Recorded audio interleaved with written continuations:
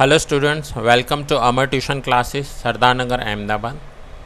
आज मैं आपको 12th स्टैंडर्ड के इकोनॉमिक्स में chapter number 3 money and inflation करवाऊंगा। सो आइए देखते हैं मनी एंड इन्फ्लेशन। अब मनी मीन्स जो हम पैसा यूज़ करते हैं, करेंसी यूज़ करते हैं। इस वर्ड से तो आपको पता होगा कि पूरी दुनिया चलती है। नाउ इन्फ्लेशन क्या होता है वो समझेंगे इस चैप्टर में। मनी का ओरिजिन कैसे हुआ, मीन्स कैसे ये करेंसी एग्जिस्टेंस में आई वो देखेंगे। हिस्ट्री देखेंगे एंड इन्फ्लेशन कैसे होता है वो देखेंगे। सारे क्वेश्चंस कवर करेंगे हम एक एक करके। सो आइए क्वेश्चन नंबर फर्स्ट आज स्टार्ट कर रहा हूँ। आपके पास नोट्स अवेलेबल हो चुके होंगे, नोट्स निकाल लीजिए आप। ये जो मैं स्क्रीन पर दिखा रहा हूँ वो नोट्स आपके पास अवेलेबल हैं। अगर आपके पास नोट्स अवेलेबल नहीं है तो आप मुझे इस नंबर पर कॉल कीजिए 9712342616। आपको नोट्स मिल जाएंगे। सो नोट्स निकाल लीजिए और जो भी इम्पोर्टेंट पॉइंट्स होंगे वो मैं आपको अंडरलाइन करवाता जाऊँगा। So question number 1, define barter system and explain limitations of barter system. Now barter system क्या होता है तो आप 11th स्टैंडर्ड में भी समझ कर आए हो कि barter system means many years ago जब करेंसी का एग्जिस्टेंस नहीं था तब बार्टर सिस्टम चलता था। इस बार्टर सिस्टम में उस टाइम पर जो लोग थे वो विलेज में रहते थे और मोस्टली एग्रीकल्चर प्रोडक्शन करते थे और बार्टर सिस्टम के अकॉर्डिंग वो अपना प्रोडक्शन जो होता था, जो प्रोडक्ट होता था वो एक्सचेंज करते थे। फॉर एग्ज़ाम्पल, अगर एक फार्मर ने वीट का प्रोडक्शन किया है और दूसरे फार्मर ने राइस का प्रोडक्शन किया है तो वो आपस में एक्सचेंज कर लेते थे। वीट और राइस एक्सचेंज कर लेते थे, इसे कहते हैं बार्टर सिस्टम। सो रीड कर रहा हूँ मैं answer. Barter system is a system of exchange where goods or services are directly exchanged for other goods or services। Underline कर लो इस पॉइंट को। गुड्स और services are directly exchange, goods हो या सर्विसेज हो वो एक्सचेंज किए जाते थे without using a medium of exchange such as money. उस टाइम पर पैसा होता नहीं था, इसलिए प्रोडक्ट को ही एक्सचेंज करना पड़ता था। Meaning of barter system. In the earlier years individuals lived a simple village life. हर एक इंडिविजुअल की एक सिंपल विलेज लाइफ हुआ करती थी। हैड लेस नीड्स, उनकी जो नीड्स थी वो बहुत ही कम हुआ करते थे। And carried out agriculture exchange of goods and services which was sufficient for their sustenance. सिर्फ एग्रीकल्चर प्रोडक्शन वो एक्सचेंज करते थे और वो इनके लिए सफिशेंट होता था। For example, a farmer cultivating wheat would store the required stock and would exchange the remaining wheat to get rice, cloth and shoes। Farmer क्या करता था, फार्मर सपोज़ करो एक फार्मर ने वीट का प्रोडक्शन किया तो उसे जितनी ज़रूरत होती थी उतना वीट वो अपने पास रखता था। जितनी उसे ज़रूरत होगी अपने लिए वो अपने पास रखेगा और बाकी का वीट एक्सचेंज कर लेगा और एक्सचेंज में वो वीट देकर राइस लेगा, क्लोथ्स लेगा या फिर शूज़ लेगा। कहने का मतलब जो भी उसे ज़रूरत होगी वो प्रोडक्ट वो लेगा और अपने वीट जो है वो दे देगा। Similarly shoe maker would get clothes, food and ghee by exchanging the shoes he made. Shoe maker जो होता था वो शू बनाता था और वो सबको शू देकर उसके सामने क्लोथ्स, फूड, घी, वीट, राइस, वेजिटेबल्स एक्सचेंज करते थे। Teachers used to get food in exchange for knowledge and the artist would be paid for their entertaining art। उस टाइम पर जो टीचर्स थे वो उन्हें फूड मिलता था। उस टाइम के जो टीचर्स रहे होंगे मीन्स गुरु हुआ करते थे, गुरुकुल हुआ करते थे उस टाइम पर, और जो भी स्टूडेंट्स उनके पास पढ़ने आते थे या उनसे विद्या लेने आते थे वो उनके लिए फूड लेकर आते थे। ठीक है। सो टीचर्स या सब जो डॉक्टर्स रहे होंगे उस टाइम पर, हकीम होते थे, वो क्या करते थे, वो अपनी सर्विसेज देते थे और उसके सामने फार्मर से वीट, राइस, क्लोथ, घी शू एक्सेट्रा, जो भी उनका प्रोडक्शन रहता था वो लेते थे। सो ऐसे करके बार्टर सिस्टम चलता था। The prominent limitations of barter system are, अब बार्टर सिस्टम्स की कुछ लिमिटेशंस थी। कौन सी limitations? First, issue of mutual adjustments of wants. With socio-economic development, the needs of human beings increased, and so the economic structure, which was simpler in earlier times, became more complicated. जैसे ही humans की need बढ़ने लगी तो जो पहले का simple structure था वो कॉम्प्लिकेटेड होने लगा। Now those who had rice to exchange for wheat did not need wheat but clothes under barter system. अब सपोज करो किसी के पास राइस हैं और सामने जो फार्मर आया है एक्सचेंज करने वो वीट लेकर आया है। सपोज करते हैं मेरे पास राइस है और मेरे पास सामने जो फार्मर लेकर आया है वो वीट लेकर आया है और मुझे बोल रहा है कि आप मेरे वीट ले लो और मुझे राइस दे दो, लेकिन मुझे वीट नहीं चाहिए, मुझे राइस के सामने क्लोथ्स चाहिए। तो अब मैं एक्सचेंज कैसे करूँगा? उस बेचारे के पास वीट है और वो मुझे वीट देकर मेरे राइस लेना चाहता है, लेकिन मैं राइस तो दूंगा बट राइस के सामने मुझे क्लोथ्स चाहिए, वीट नहीं चाहिए। तो ऐसे प्रॉब्लम्स क्रिएट हो रहे थे। While on the other hand, one who had clothes did not want rice but wanted ghee in exchange for their clothes. अब मेरे पास राइस है देने के लिए और मुझे क्लोथ चाहिए और मैं क्लोथ वाले के पास गया कि भाई तू मेरे राइस ले ले और मुझे अपने क्लोथ्स दे दे, लेकिन क्लोथ वाले ने कहा मैं क्लोथ तो दूंगा बट क्लोथ के सामने मुझे राइस नहीं चाहिए, मुझे घी की ज़रूरत है, मुझे घी चाहिए। Thus, there was a difficult in establishing a need for each other's goods or services to make the barter possible, making it challenge to establish a barter between individuals and divisible goods. तो ऐसे करके problems generate हो रहे थे कि barter means exchange करना, और ये एक्सचेंज कैसे करे, क्योंकि उनको एक दूसरे के प्रोडक्ट्स की जब नीड नहीं होती थी तो बार्टर सिस्टम पॉसिबल नहीं होता था। Next is difficulty in storing value. अब उस टाइम पर उन्हें स्टोर करने में डिफ़िकल्ट होता था। डिफ़िकल्ट कैसे होता था? जैसे कि आज के टाइम पर तो आपने देखे हैं अच्छे गोडाउन्स हैं हमारे पास, और वो जो गोडाउन्स हैं वो सीमेंट से बने हुए हैं। अब उस टाइम पर ऐसा नहीं होता था। समझो आज से 500, 1000, 2000 साल पहले उनके पास सीमेंट के बने हुए घर नहीं होते थे, उनके पास कच्चे घर होते थे मिट्टी के, या उनकी झोपड़ी होती थी।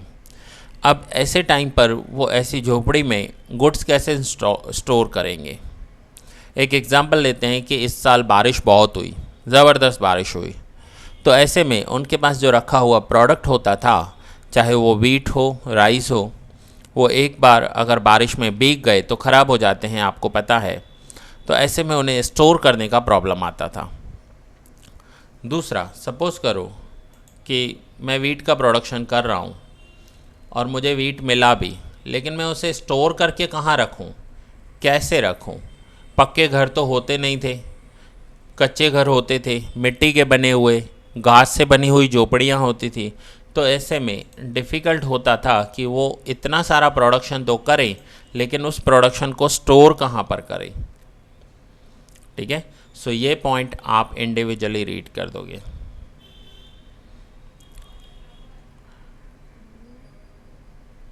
स्टोरिंग का प्रॉब्लम होता था फार्मर्स को। देखिए लास्ट लाइन कितना ब्यूटीफुल लिखा हुआ है कि it was otherwise difficult to store the surplus goods और store the exchange value of these goods. Surplus goods means जो गुड्स एक्स्ट्रा बचे हैं, या फिर एक्सचेंज वैल्यू मीन्स मैंने एक्सचेंज करके जो भी मुझे प्रोडक्ट सामने मिला है वो एक्सचेंज वैल्यू हो गई, उसे मैं स्टोर कैसे करूँगा? चलिए काम करते हैं कि और एग्जांपल लेते हैं। सपोज़ कीजिए मैंने वीट का प्रोडक्शन किया है और सामने जो वीट लेने आया है मुझसे वो मिल्क लेकर आया है। अब मिल्क को मैं स्टोर कैसे करूँगा? ख़राब हो जाएगा, पेरिशेबल है। तो स्टोरिंग का बहुत प्रॉब्लम होता था उस टाइम पे। Next point number 3, problem of measurement of value. अब ये प्रॉब्लम भी मैं आपको समझा रहा हूँ। प्रॉब्लम ऑफ वैल्यू हर एक को अपनी वैल्यू लगानी होती थी। जैसे आपको पता है कि आप मार्केट में कोई भी प्रोडक्ट लेने जाओ तो सबकी वैल्यू एक जैसी नहीं होती है। वीट का प्राइस अलग है, राइस का अलग, घी का अलग, फ्रूट्स एंड वेजिटेबल्स के प्राइस अलग हैं। अब फिर से सेम एग्जांपल मैं कोट कर रहा हूँ कि मैंने वीट का प्रोडक्शन किया और मेरे पास 10 किलो वीट है एक्सचेंज करने के लिए। अब 10 किलो वीट के सामने अगर सामने वाला सेम 10 किलो राइस दे रहा है या घी दे रहा है तो उसका वैल्यू कैसे डिसाइड हो? तो उस टाइम के लोगों के लिए ये भी बहुत बड़ी प्रॉब्लम हुआ करती थी। अब मेरे पास 10 किलो वीट है और सामने जो राइस का प्रोडक्शन कर रहे हैं ऐसे 2 फार्मर्स हैं। एक फार्मर ने मुझे ऑफ़र दिया कि आप मुझे 10 किलो वीट दे दो, मैं आपको 10 किलो राइस दूंगा। दूसरा फार्मर मुझे ऑफ़र दे रहा है कि आप मुझे 10 किलो वीट दो बट मैं आपको 8 किलो राइस दूंगा उसके सामने। फिर तीसरा फार्मर आ रहा है कि आप मुझे 10 किलो वीट दो लेकिन उसके सामने मैं आपको 1 किलो घी दूंगा। अब देखिए 10 किलो वीट तो मैं उसे दे दूं लेकिन घी कितना दे रहा है वो 1 किलो। तो एक्सचेंज वैल्यू का प्रॉब्लम जनरेट हो रहा था कि कितना एक्सचेंज वैल्यू होना चाहिए। मेरे प्रोडक्ट का एक्सचेंज वैल्यू क्या होगा, सामने वाले के प्रोडक्ट का एक्सचेंज वैल्यू क्या होगा। ये पॉइंट भी आप इंडिविजुअली रीड करोगे, मैं आपको यहाँ पर बता रहा हूँ। देखो, it become difficult, second last point read कर रहा हूँ। It became difficult to determine such measures and hence arose, ये अरोज मीन्स अराइज का पास्ट टेंस है, arose a need for a universally accepted measure rod. अब यहाँ पर ये प्रॉब्लम हो रही थी तो वहाँ पर उन्हें एक नीड महसूस हुई, उन्हें लगा कि एक यूनिवर्सली एक्सेप्टेड ऐसी करेंसी होनी चाहिए, मनी होना चाहिए कि जिसमें हर कोई पर्सन अपना प्रोडक्ट सेल करके सामने वाले से पैसा ले ले और उस पैसे को स्टोर कर ले। अब एक एग्जांपल दूसरा मैं बता रहा हूँ। सपोज़ करो एक फार्मर अपने विलेज से आज अहमदाबाद आया है और वो पूरा ट्रक लोड कर कर वीट लेकर आया है। अब ट्रक लोड कर कर वीट लेकर आया तो वो वीट उसके घर में स्टोर करना डिफ़िकल्ट होगा, लेकिन वो वीट लेकर आया मार्केट में। और यहाँ पर आपको पता है कि फूड ग्रेन के होलसेल मार्केट हैं कालूपुर में। वो अपना ट्रक लेकर आया और 1 घंटे में विदिन 1 आवर वो अपना ट्रक सेल कर कर वापस चला गया। तो वापस जाएगा तो उसके पास पैसे थे और वो पैसे स्टोर करना ईजी है, वो अपने घर जाकर अपने लॉकर में वो पैसे स्टोर कर सकता है। तो देखिए उसने क्या किया, इतने बड़े ट्रक को, इतना बड़ा जो उसके पास ट्रक था, जो फूड ग्रेन था, जो वीट था, जो राइस था, उसे स्टोर करना डिफ़िकल्ट था, लेकिन उसने उसे कन्वर्ट कर दिया मनी में। अब वो मनी उसके लॉकर में आ जाएगी, लेकिन क्या वो ट्रक उसके लॉकर में आएगा, स्टोर होगा? नहीं होगा। सो ये ईजी हो गया। तो अब उस टाइम पर उन्हें एक ऐसी नीड अराइज हुई कि कुछ ना कुछ ऐसा होना चाहिए, कॉमन मेज़र होना चाहिए, पैसा होना चाहिए जिससे वो एक्सचेंज कर पाएँ।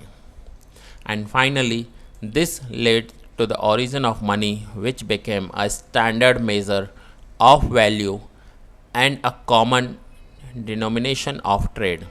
फाइनली उस टाइम पर मनी का इन्वेंशन हुआ, पैसों का इन्वेंशन हुआ और उसके बाद आज तक हमें जो भी प्रोडक्ट हमारे पास होता है हम उसे सेल करते हैं, हमें पैसे मिलते हैं, और अगर हमें कोई प्रोडक्ट सामने वाले से लेना होता है तो हमें पैसे देने पड़ते हैं। आप मार्केट इतनी सारी शॉपिंग करने जाते हो, आप अपने पॉकेट में क्या लेकर जाते हो? फ्यू नोट्स लेकर जाते हो, फ्यू करेंसी के नोट्स, चाहे वो 10,000 है, 20,000 है या 50,000 है, आपके पॉकेट में आ जाता है। और जब आप मार्केट से आते हो तो आपके पॉकेट्स में से वो करेंसी चली जाती है, लेकिन जब आप आते हो तो आपके पास लॉट्स ऑफ शॉपिंग के बैग्स होते हैं, लॉट्स ऑफ बैग्स होते हैं शॉपिंग के, ठीक है। तो ये क्या किया हमने, एक ऐसा मीडियम लेकर आए कि किसी के भी कोई एक्सचेंज का प्रॉब्लम नहीं होगा। तो ये बार्टर सिस्टम के उस टाइम के लिमिटेशंस थे जो आज नहीं है, क्योंकि आज हम बार्टर सिस्टम नहीं कर रहे हैं। सो क्लियर हुआ यहाँ पर। Now question number 2, right a short note on the origin and evolution of money. Money का ओरिजिन कैसे हुआ एंड इवोल्यूशन कैसे हुआ। तो मनी का ओरिजिन कैसे हुआ वो तो मैं आपको ऊपर एक्सप्लेन कर आया हूँ, ठीक है। आइए देखते हैं, क्वेश्चन रीड करते हैं। In order to simplify the procedure of exchange and to reduce a universally acceptable medium which satisfies the store of value function under the barter system, animals were used as a medium of exchange in India. Now, जैसे ही exchange में problem होने लगी, सीधा पैसा नहीं आ गया। जो आप आज नोट्स यूज़ कर रहे हो, कॉइन्स यूज़ कर रहे हो, वो सीधे ही नहीं आए थे। उन्हें ऐसा लगा उस टाइम पर कि ऐसा कोई मीडियम होना चाहिए, तो सबसे पहले उन्होंने एनिमल को as a medium exchange use किया। एनिमल्स मीन्स पैसा होते थे। एनिमल्स क्या होते थे? पैसे होते थे। कैसे? आज आपके पास नोट्स हैं पॉकेट में, आप कुछ भी सेल करो कैश मिलेगा, कुछ भी परचेस करो कैश देना होगा। उस टाइम पर वो एनिमल्स रखते थे अपने पास, फिर एनिमल लेकर कुछ भी परचेस करने जाते थे और एक दूसरे के साथ एनिमल्स एक्सचेंज करते थे। एनिमल्स को एज ए करेंसी यूज़ करते थे। आइए आगे समझते हैं अच्छे से। Agriculture being the major sector of the economy, there was a large production of crops of which the required stock stored, rest of the crops were sold to buy animals. अब farmers क्या करने लगे कि जो भी agriculture production होता था, उन्हें अपने लिए जितना चाहिए था वो स्टोर करके रख देते थे अपने खाने के लिए। दैट मीन्स आज मैं राइस का प्रोडक्शन कर रहा हूँ तो मैं काउंट करूँगा कि मेरे फैमिली मेम्बर्स कितने हैं और मुझे एंटायर ईयर में राइस कितना चाहिए होगा, वो मैं अपने लिए स्टोर करके रखूँगा और बाकी का राइस मार्केट में बेच दूंगा। और जिसे मैं बेचूंगा वो मुझे सामने पैसे में क्या देगा? एनिमल्स देगा। मीन्स मैंने अपने प्रोडक्शन को एनिमल्स में कन्वर्ट कर दिया। एनिमल्स एज अ पैसा, एज अ करेंसी यूज़ किया जाता था।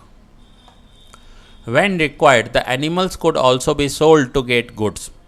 जब ज़रूरत होती थी मैं एनिमल्स को सेल कर दूंगा, सर्विसेज और even the crops in return. अब ध्यान से समझना इस पॉइंट को। सपोज़ करो मैंने राइस का प्रोडक्शन किया है और सामने जो लेने आया है पर्सन, जो भी बंदा लेने आया है, वो एक एनिमल लेकर आया है।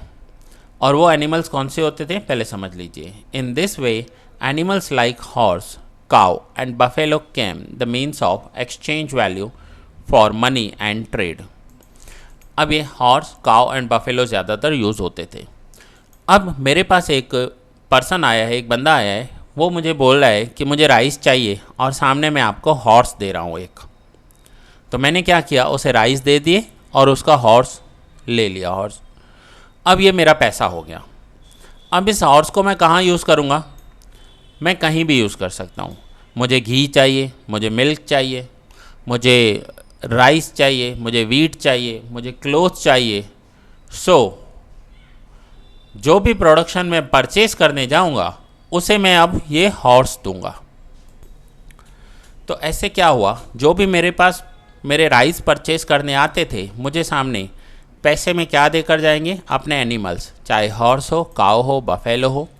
और जब मैं परचेस करने जाऊंगा कुछ भी, तो जैसे आज हम लोग पैसा लेकर परचेस करने जाते हैं, उस टाइम पर मैं ये एनिमल लेकर परचेस करने जाऊंगा और सामने वाले से जो भी परचेस किया, मैंने घी परचेस किया, मिल्क परचेस किया, क्लोथ्स परचेज किए, उसे मैं ये एनिमल एक्सचेंज में दे दूंगा। मीन्स पैसे नहीं होते थे, लेकिन एनिमल्स को as a medium of exchange use किया जाता था। The use of animals as a standard measure and a common medium of trade also become a limitations and cost difficulties. अब एनिमल्स को एक्सचेंज में यूज़ तो करने लगे वो लोग, लेकिन वंस अगेन प्रॉब्लम होने लगी एनिमल्स के साथ। कौन सी problems? Animals are mortal, they get sick and die. अब एनिमल्स क्या है? एनिमल्स तो समझो ज़िंदा रहने वाले हमारे जैसे ही, हम इंसान हैं, वो एनिमल्स हैं। अब यहाँ पर प्रॉब्लम क्या होने लगी कि आज मेरे पास कोई राइस लेने आया और वो मुझे एक हॉर्स देकर गया, लेकिन 2 दिन बाद वो हॉर्स मर गया, बीमार हो गया, उसकी डेथ हो गई, तो मेरा तो लॉस हो गया। मैंने राइस तो दे दिए, ये मर गया। अब मैं एक्सचेंज करने जाऊंगा तो मरा हुआ हॉर्स कौन लेगा मेरे से? और दूसरा, अगर एनिमल को स्टोर भी करूं तो कहाँ करूं? उन्हें खाना खिलाना पड़ेगा, उनकी देखभाल करनी पड़ेगी। सो वंस अगेन एनिमल्स की लिमिटेशंस आ गई। Therefore the storage of wealth in terms of value for money in form of animals was not advisable. Now animals को एक्सचेंज करना ठीक था, लेकिन इतना ज़्यादा वो सक्सेसफुल नहीं हो पाया क्योंकि उन्हें स्टोर करने के लिए जगह चाहिए। अब मुझे सपोज़ करो हॉर्स या काऊ के बारे में कोई नॉलेज नहीं है कि उनकी देखभाल कैसे की जाती है, उन्हें खाना क्या खिलाना चाहिए, तो वो बीमार हो जाएगा, डेथ हो जाएगी उसकी और लॉस हो जाएगा। 10 अब उसके बाद क्या हुआ वो देखिए। 10 valuable minerals and stones were used instead of animals. अब उसके बाद आया कि valuable minerals and stones use होने लगे। दैट मीन्स आपने सुना होगा कि डायमंड्स जो होते हैं वो वैल्यूएबल स्टोन्स होते हैं, या आपने बहुत सारी पुरानी मूवीज़ में एंड स्टोरीज़ में देखा होगा कि उस टाइम पर हीरे एंड जवाहरात यूज़ किए जाते थे। अब इंस्टेड ऑफ एनिमल्स क्या आ गया, वो लोग हीरे यूज़ करने लगे। वैल्यूएबल स्टोन्स, हीरा और जवाहरात जो उस टाइम पर हुआ करते थे वो यूज़ होने लगे। Therefore, the use of coins started as a means of trade and exchange of goods and services in the kingdom. अब उस किंगडम के अंदर जो भी वो राजा हुआ करते थे उसके अंदर उस राजा ने अपने कॉइन स्टार्ट किए, और वो कॉइन्स उस टाइम के गोल्ड कॉइन होते थे, मीन्स सोने के सिक्के होते थे। जैसे आपने बहुत सारी स्टोरीज़ में सोनी मोहरे करके यूज़ किया जाता है, तो सोना या गोल्ड का जो कॉइन होता था वो यूज़ होने लगे उस किंगडम के अंदर। जैसे गुजरात का कोई राजा होगा तो गुजरात में जो भी लोग एक दूसरे के साथ एक्सचेंज करेंगे वो राजा के दिए हुए गोल्ड कॉइन से एक्सचेंज करेंगे। The only limitation was that they were used in limitation societies and region. वो जो कॉइन्स होते थे वो लिमिटेड सोसाइटी में यूज़ होते थे, मीन्स गुजरात है तो गुजरात के अंदर ही यूज़ होंगे, ये कॉइन्स बाहर यूज़ नहीं होंगे। Democracy and industrialisation inspired the need for a modern money as a means of exchange. Finally democracy हुआ, इंडस्ट्रियलाइजेशन हुआ, फैक्ट्री स्टार्ट होने लगी एंड मॉडर्न मनी की ज़रूरत हुई जो हम आज यूज़ कर रहे हैं। By the support of central government the money became widely accepted as a means of exchange of goods and services. अब क्या हुआ, डेमोक्रेसी हो गई तो सेंट्रल गवर्नमेंट आ गई। सेंट्रल गवर्नमेंट आ गई तो उन्होंने नोट्स निकाले और वो नोट्स वाइडली एक्सेप्ट होने लगे। दैट मीन्स अब आप जो नोट्स यूज़ करते हो, आपके पास जो करेंसी है वो पूरी इंडिया में यूज़ होने लगी और इंडिया के बाहर भी कुछ जगहों पर आप उसे एक्सचेंज करवा सकते हो। Money also succeeded in overcoming the limitations of storage of value for money. अब ये मनी जो है वो सक्सेस हो गई। सक्सेस किस में हो गई, स्टोर करने में, क्योंकि एनिमल्स को स्टोर करने में प्रॉब्लम होती थी लेकिन मनी स्टोर करने में कोई प्रॉब्लम नहीं होती।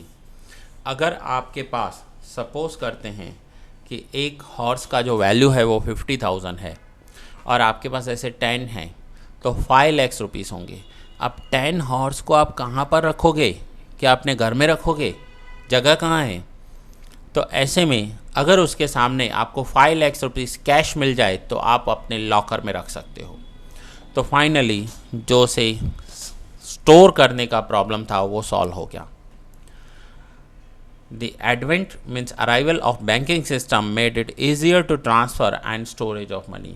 अब उसके बाद बैंकिंग सिस्टम आ गया और बैंकिंग सिस्टम ने तो इसे और आसान कर दिया। अब मैं 5 लाख रुपीस अपने घर में भी नहीं रखूँगा, मैं बैंक में रख दूँगा, तो स्टोरेज करना आसान हो गया एंड फाइनली अब हम मनी यूज़ कर रहे हैं सक्सेसफुली। तो देखिए मनी का ओरिजिन क्या हुआ। पहले बार्टर सिस्टम चलता था, बार्टर सिस्टम के बाद उन्हें ज़रूरत हुई तो उन्होंने एनिमल्स का यूज़ करना स्टार्ट किया। एनिमल्स के यूज़ में भी लिमिटेशंस आ रही थी, एनिमल्स मर रहे थे, उनका डेथ हो रहा था और उन्हें रखना संभालना प्रॉब्लम क्रिएट कर रहा था। तो फाइनली उन्होंने पहले valuable stones, diamonds and minerals, हीरे मोती जवाहरात का यूज़ किया और उसके बाद फाइनली कॉइन्स का यूज़ किया और कॉइन्स के बाद जो आज का मनी आप यूज़ कर रहे हो उसका इन्वेंशन हुआ। तो देखा आपने कैसे मनी का इन्वेंशन हुआ था। तो ये था आपका क्वेश्चन नंबर 2 जिसमें मैंने आपको एक्सप्लेन किया, right a short note on the origin and evolution of money. So students, ये हमारा क्वेश्चन नंबर 2 कंप्लीट हुआ जिसमें हमने समझा कि मनी का ओरिजिन कैसे हुआ एंड एवोल्यूशन कैसे हुआ। नाउ आइए हम आगे क्वेश्चन नंबर 3 नेक्स्ट लेक्चर में समझेंगे कि define money and explain it's functions. Money क्या है और उसके फंक्शंस क्या हैं। ठीक है, तो ये हम नेक्स्ट लेक्चर में कंटिन्यू करेंगे। ये लेक्चर मैं यहाँ पर ही पूरा कर रहा हूँ।